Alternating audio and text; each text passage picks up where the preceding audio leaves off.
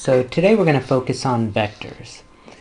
If you recall earlier, we've talked about these before. A scalar, difference between a scalar and a vector. A scalar is something that has magnitude only.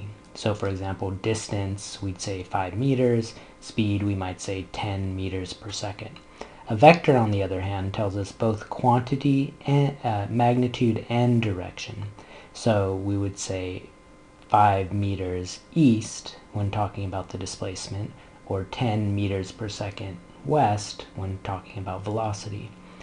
So we've already looked at some scalars, distance and speed, for example, and some vectors, displacement, velocity, acceleration. And throughout the year, most of the quantities will categorize as either scalars or vectors. So how do we draw vectors? Well, drawing vectors are pretty straightforward. There's really three components, the arrow and the angle, and these both tell you the direction. Sometimes there won't be an angle, but we'll talk about that. And then the length of the vector tells us its magnitude. So for example, if we have something that's 5 meters per second east, okay, we might draw it 5 meters per second east. So we'd simply draw an arrow. I'm just going to use this to kind of scale it out, this ruler. So we might go 5 centimeters here, and this might represent 5 meters per second east. And so notice the length tells us the magnitude, and then the arrow points in the direction of east. Okay, what about 10 meters per second north?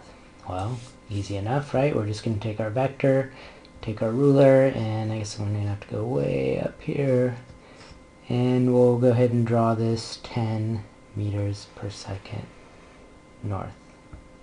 Alright, so notice that it gives you a quick indication of the direction, which is going to be north, right?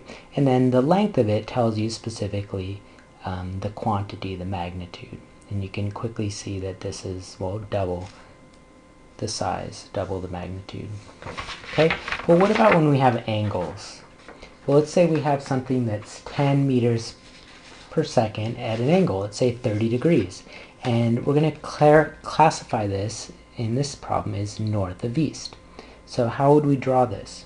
Well, what we're going to do is we're going to first go ahead and use our little protractor here. So no one complain about not having a protractor. As you can see, I just literally printed this off of the internet. So we're going to go ahead and first measure out 30 degrees.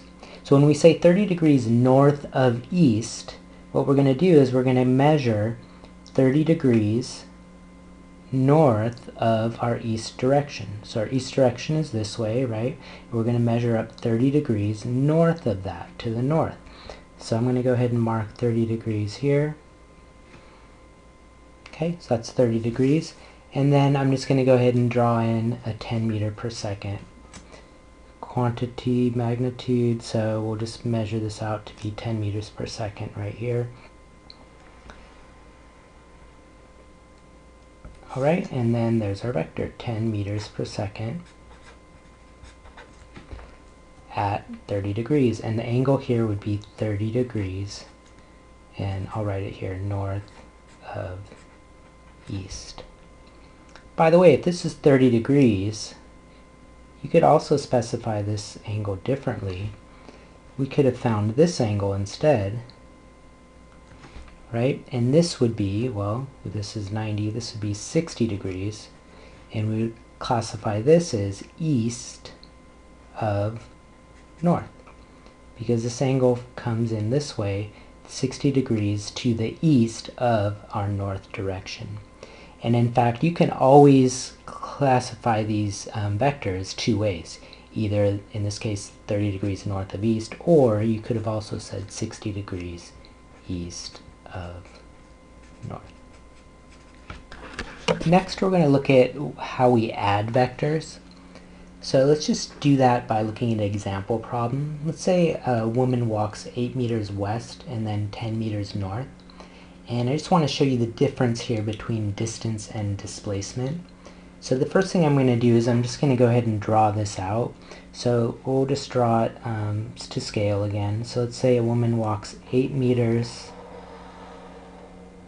west,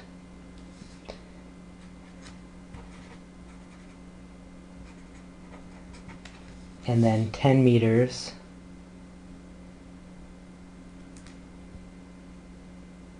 north,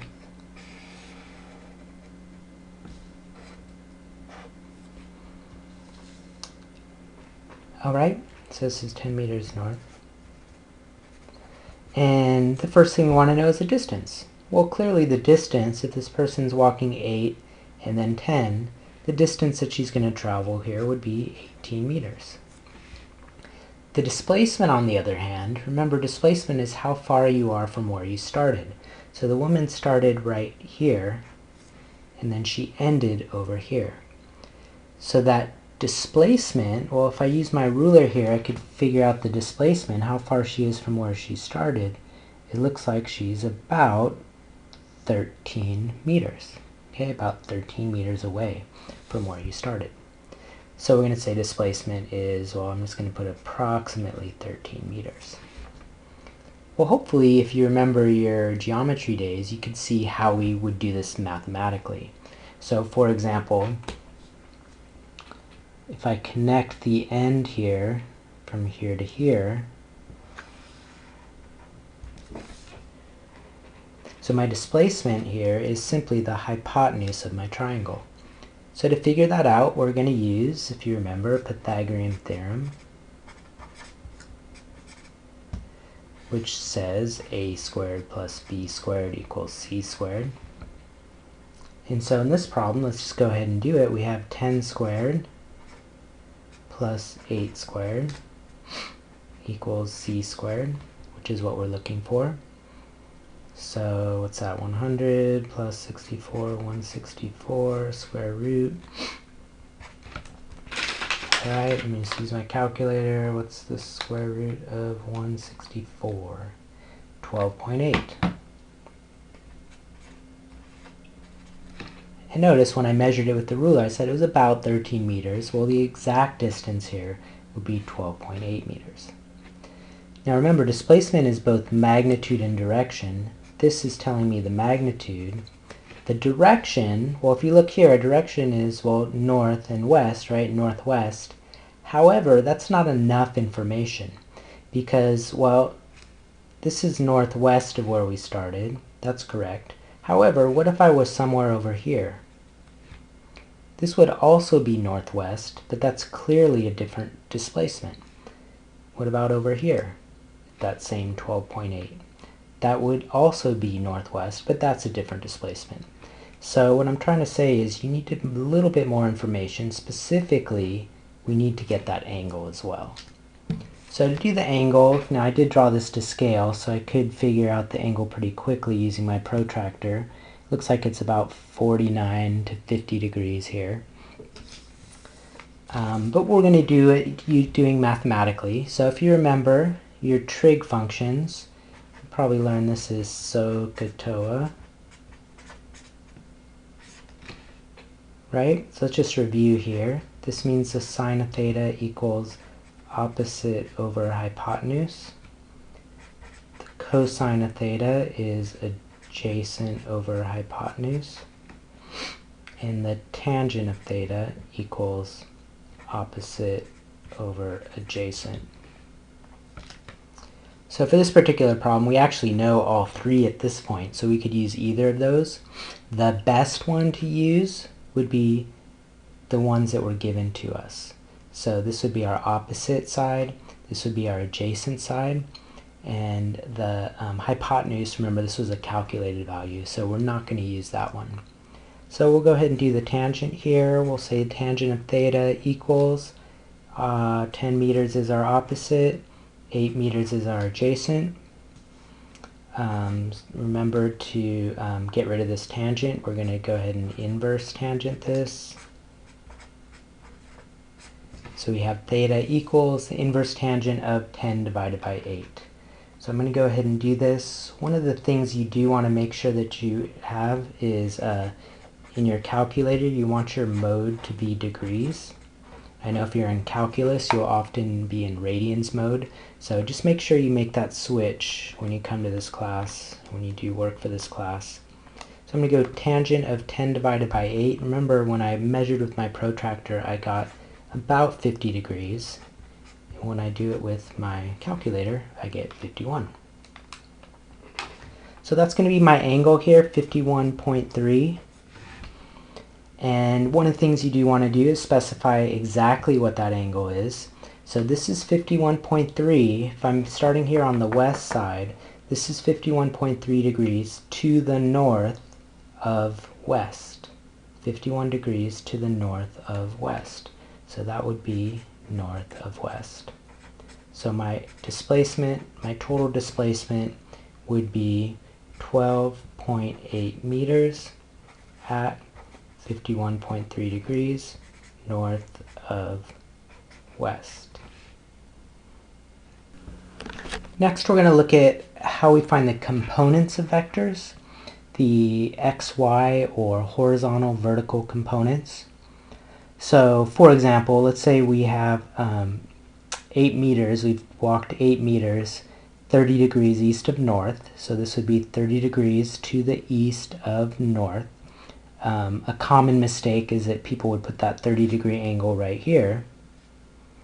But remember, that wouldn't be 30, that would be 60. Okay, and that would be, we'd call that 60 degrees north of east. So this is east of north, 30 degrees. And we want to know how far east, so if she ends up right here, how far east is she and how far north? So the how far east we call the x component, and the how far north we call the y component. So visually, kind of what this means is, if we're looking at, we're just going to kind of complete our triangle here. So if we're looking at how far north, that's called the vertical or y component. So we'd be looking for this distance, how far north she walked. And then if we're looking for how far east she walked, we're looking for that horizontal component. And so that would be right here.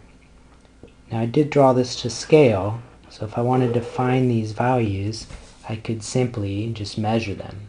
So the x component we could just measure, and it looks like it's going to be about 4. And the y component we could measure, and it looks like it's going to be about 6.7 or so. Oops, so you can see it, 6.7.